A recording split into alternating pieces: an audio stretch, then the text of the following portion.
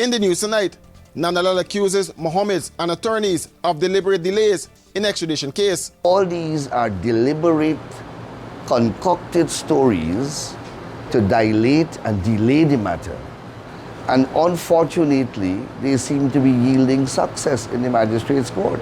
And man arrested after allegedly discharging unlicensed 9mm firearm at Buxton.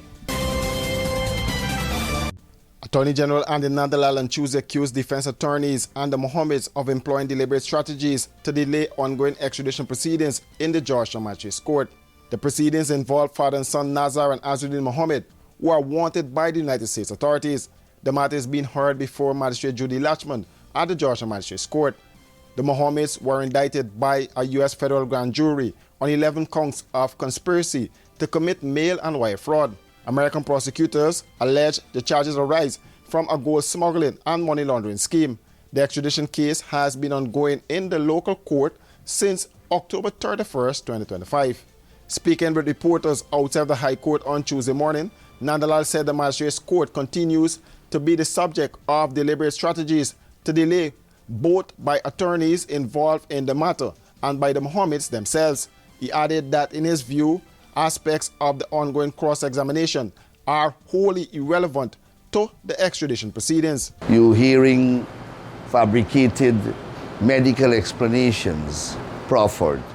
You're hearing explanations that one person was admitted to the hospital, when in fact, when the hospital records were checked, the person was never admitted. Photographs are taken with persons on a bed.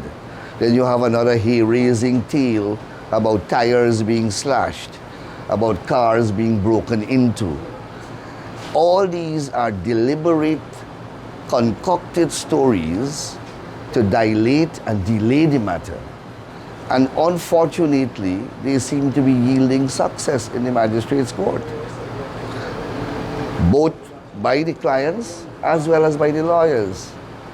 You have cross-examination taking place that, in my respectful view, are wholly irrelevant. In extradition proceedings, the bundle that is the subject of the proceedings emanate from the requesting state. No permanent secretary in Guyana has knowledge or ought to have knowledge of that bundle. It was not prepared in Guyana. It consists of the charge, the indictment, and the evidence, all of which took place in the United States. And here it is, you have a deliberate attempt being employed to ask the witness one set of questions that the witness cannot answer. The Attorney General also referenced a separate extradition matter involving Ronly Bino, which is before Acting Chief Magistrate Faith Magusti. Bino has been remanded pending extradition to the United States, where he faces charges in Ohio for misuse of a social security number, bank fraud, and aggravated identity theft. Lawyers have a duty. They are officers of the court, and they have a duty to respect the process of the court. Unfortunately, what is going on there, and I say this with the greatest of respect, is bringing the administration of justice into disrepute, because you have the ordinary man in the street watching on, and they're seeing these things. They don't understand it necessarily, but they know, they have common sense, and they know that these questions ought not to be asked, cannot be answered. And then you have the Bino case that comes on the heel and presents a radically different picture of what the extradition process looks like. And the Bino case reflects 99.9% of our extraditions are done not only in Guyana, but worldwide. You didn't hear any big fanfare and allegations of persecution and abuse of process. The man was arrested just like how the Mohammed was arrested.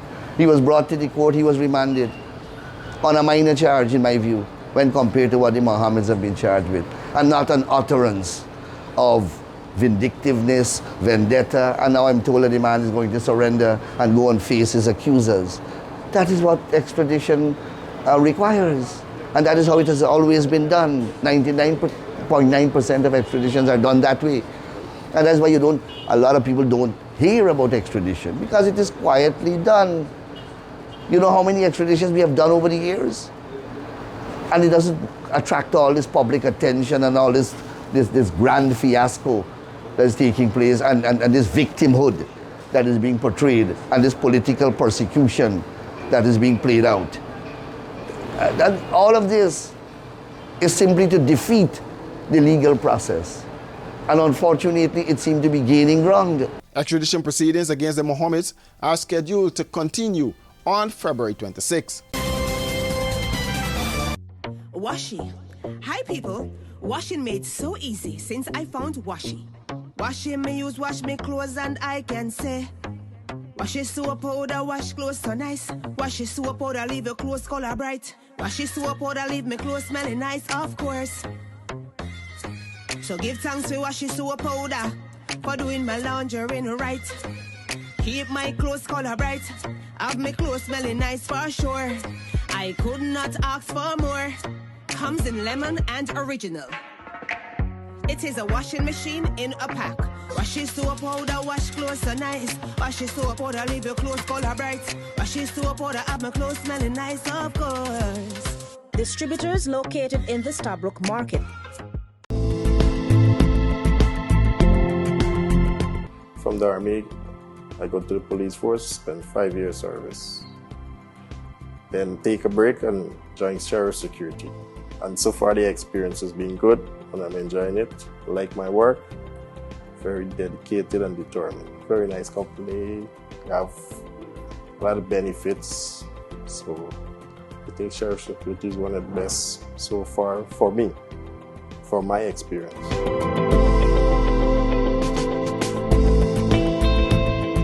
Running late and can't wait to the gate? We got you.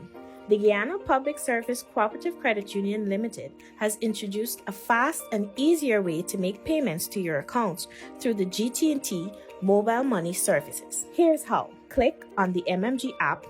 Under Services, select Pay Bills. When you are there, look for the Financial Institution option. Once that is done, select Guyana Public Service Cooperative Credit Union Limited to pay your loan or make payments to your savings. Payments to the credit union made easier. GPS CCU, the credit union you can bank on.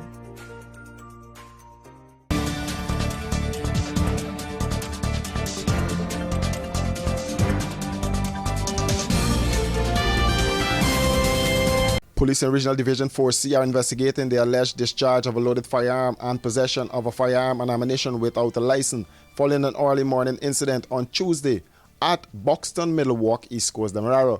According to a police report, the incident occurred at about 4:44 a.m. on February 24, 2026.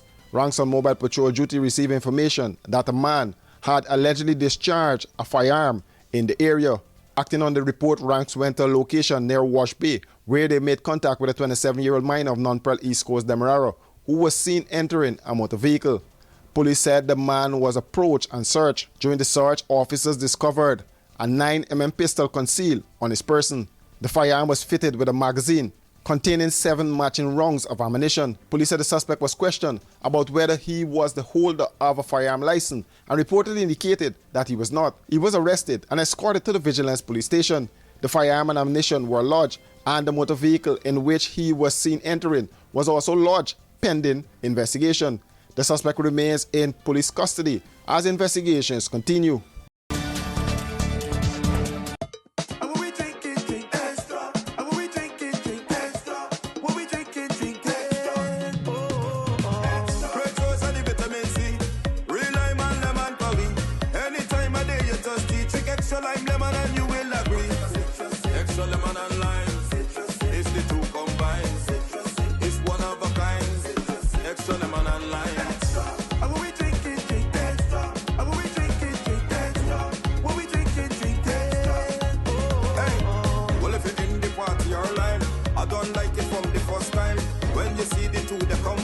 Drink and taste, you will never decline. Extra lemon and lime, it's the two combined. It's one of a kind. Extra lemon and lime. Extra lemon and lime. Taste the citrus in every sip. A 20-year-old man was killed Sunday evening following an altercation with a 41-year-old construction worker at Le Parfait Harmony West, Bangdamrara, police said. Police in Regional Division 3 say the alleged murder occurred between 7:30 p.m. and 8:30 p.m. on Sunday, February 22, 2026, at a shop in the community.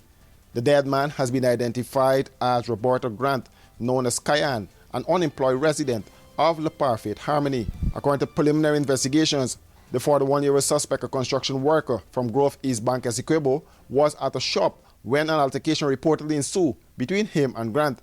During the confrontation, both men allegedly armed themselves with objects and inflicted injuries on each other. The suspect later went to the Parfait Harmony police station and made a report. Police ranks responded to the scene and subsequently escorted the injured men to the West Demerara Regional Hospital, where Grant was admitted. He later succumbed to his injuries while receiving medical attention. Investigators recovered a broken piece of glass bottle from the scene, which has since been lodged. CCTV cameras in the area were observed and are expected to be reviewed as part of the investigation. The suspect was treated for his injuries and remains in police custody as investigations continue. A post-mortem examination is to be carried out on Grant's remains to determine his cause of death. For these and other stories, do visit us at our website www.rdproductiongy.com.